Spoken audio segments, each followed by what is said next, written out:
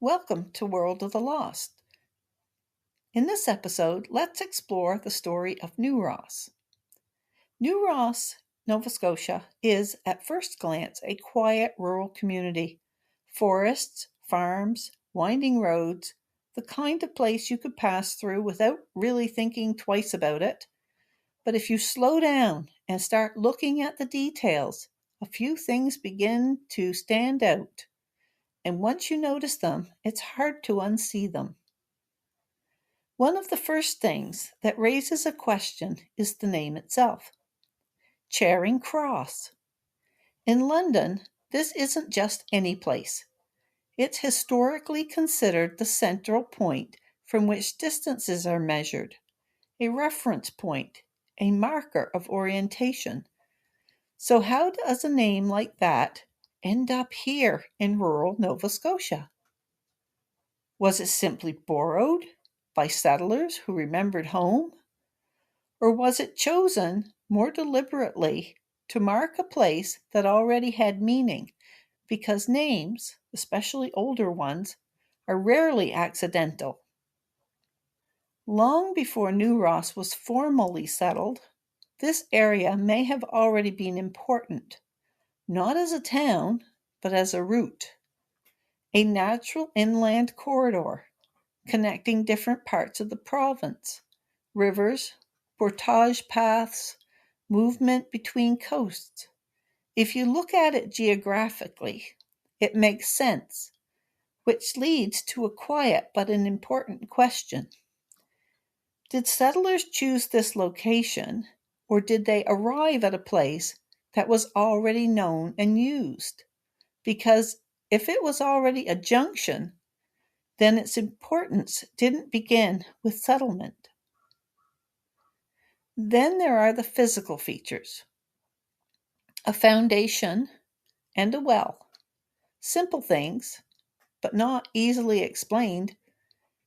These structures were noted by local researcher Joan Harris, who later self-published a book in 1997 under the pen name Joan Hope, called A Castle in Nova Scotia.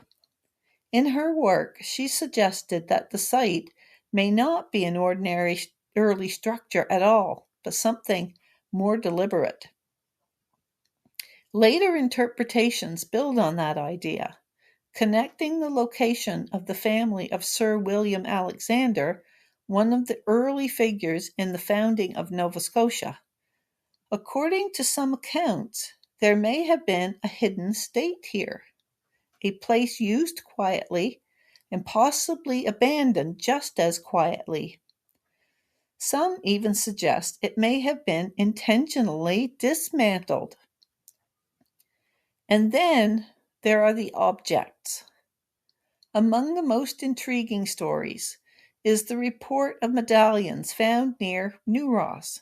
One in particular is said to be dated 1671 and linked to the Order of the Garter, the highest honor in Britain. At that time, only a very small number of men in the entire world would have possessed such an item, which makes the question unavoidable. How does something like that end up here in rural Nova Scotia? There are theories. One connects the medallion to an English nobleman associated with treasure expeditions. Another ties that thread to early attempts to recover Spanish gold.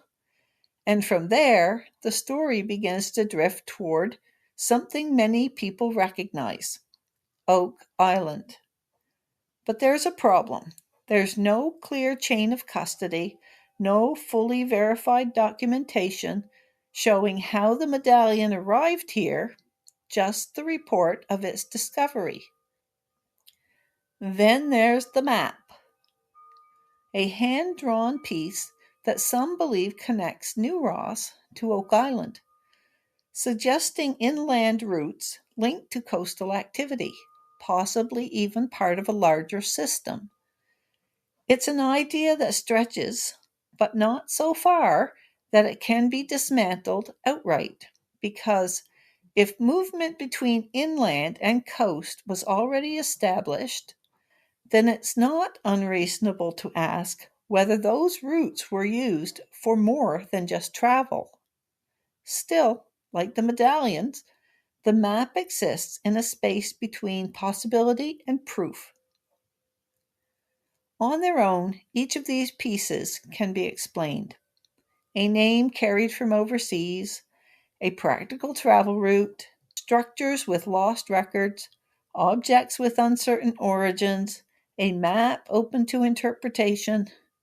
Individually, none of them demand a larger story, but together they begin to feel different. Not proof and not certainty, but a pattern.